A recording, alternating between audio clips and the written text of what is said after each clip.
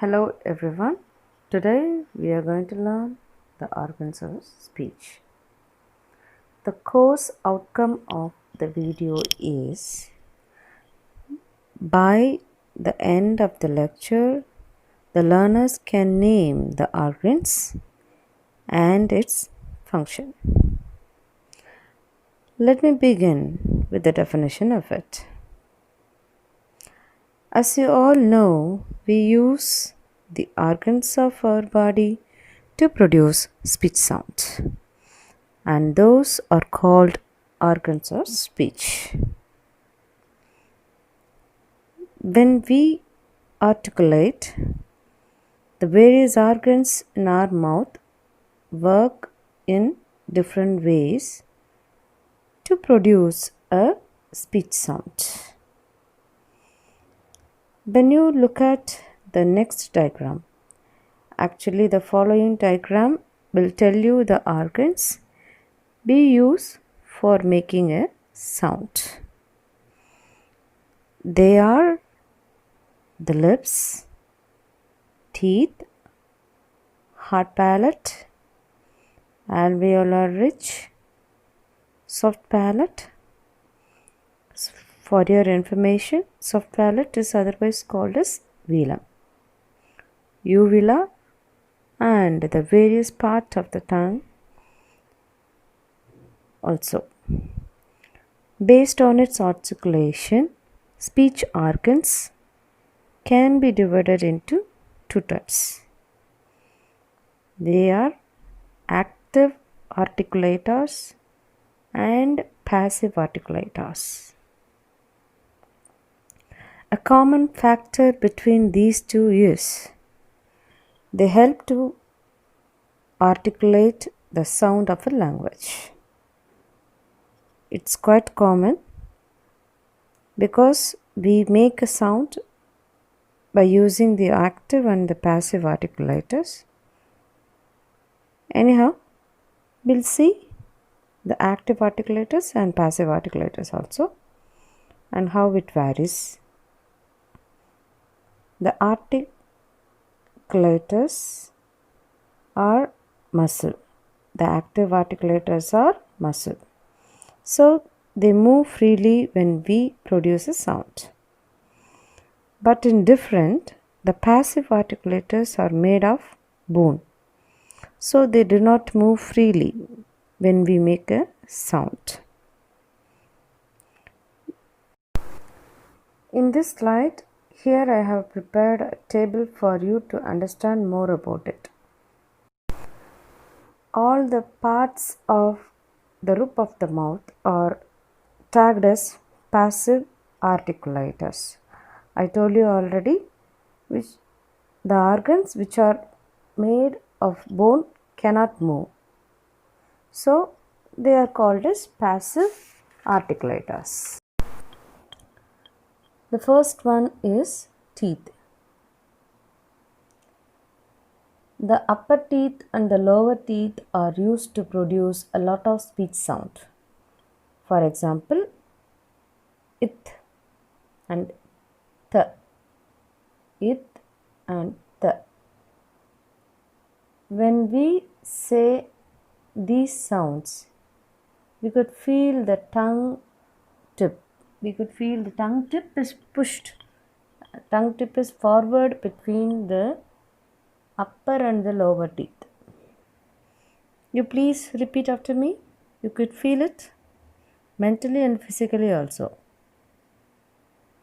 This, that, these. When you pronounce these words, you could feel the tip of the tongue is pushed or forward between the upper and the lower teeth. The second passive articulator in our mouth is alveolar ridge. The place between the top front of the teeth and the hard palate is alveolar ridge. You can feel its shape with your tongue when it's raised to pronounce the sound t and d. Ticket, tick, tick. Duck, duck. See, when you say tick and duck, you could feel the tongue is raised to the place of alveolar ridge. Come on, you please say it again. Tick, duck. Right. Very good. Well tried.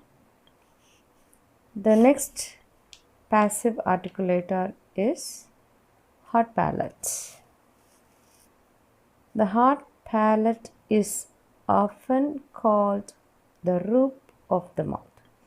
It is next to the place of alveolar ridge. Now let's see the active articulators. So be active in listening to just for joking.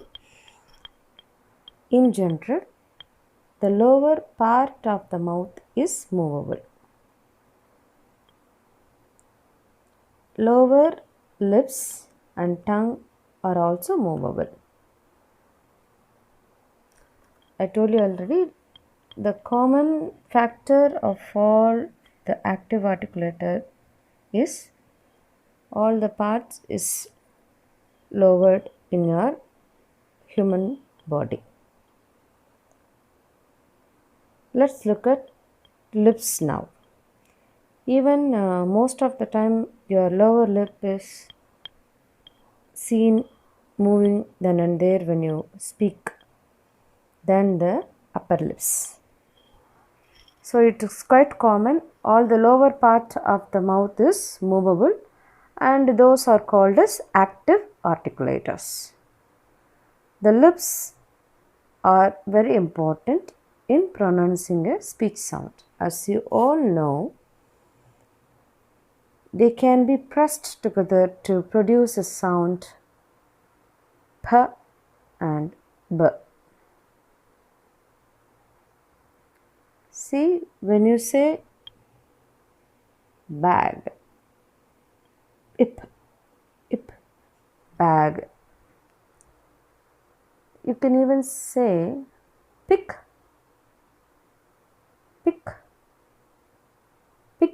and bag. When you pronounce p and b in English, you could feel the lips pressed together. Once again, you please try to say these words p, b, p, b. Good, very good. Now let's see the next active articulator, tongue. Like lips, tongue is also a very important articulator in producing a sound. Tongue can be moved very freely into many different places and in different shapes also in producing a sound. For your information, the large part of the tongue is divided into 5 parts. The large part of the tongue is divided into 5 parts. They are tip, blade, front, back, and root. When you see the image of the tongue, you could see the division of it. The first part of the tongue is called tip. The next part opposite of the teeth ridge is called blade. The part opposite of the hard palate is called front. The part opposite of the soft palate is called the back of the tongue. Root is the inner part of the tongue, where it is nearer to the uvula. It is nearer to the uvula.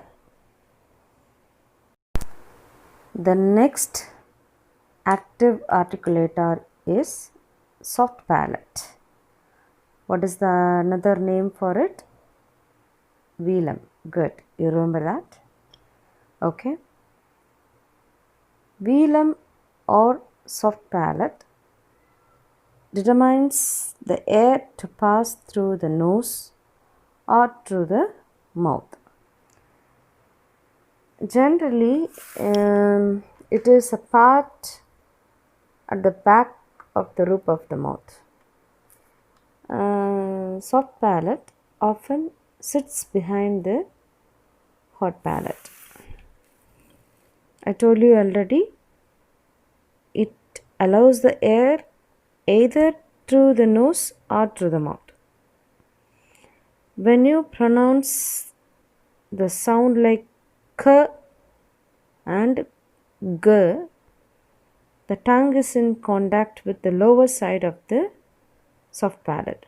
K, k, k, k, and g. When you pronounce these sounds, car, car, car, giggle, giggle, the tongue is in contact with the lower side of the soft palate. Actually, your soft palate is lower right now, because when you simply breathe, the soft palate allows the air to pass through the nose, either in or out. But whenever we all or a human try to utter a sound, the air passes through the mouth alone to form a sound. When we try to produce a sound, soft palate allows the air pass through the mouth. But when you are simply breathing, the soft palate allows the air to pass through the nose. I hope you like this video very much. Thank you for watching and listening the video. We'll all meet in the next video. Thank you everyone.